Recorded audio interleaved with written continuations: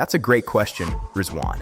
A WAF, or Web Application Firewall, is your primary shield for web apps.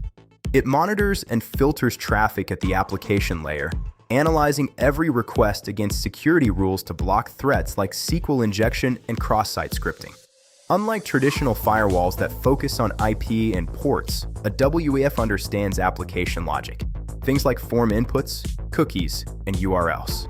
Since most sensitive data is accessed through apps, attackers target this layer first.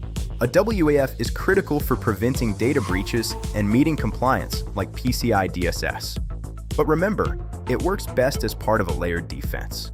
Combine your WAF with intrusion detection and secure coding for true resilience. In summary, a WAF provides visibility, ensures compliance, and offers active monitoring. It's the cornerstone of a secure digital infrastructure. Stay safe.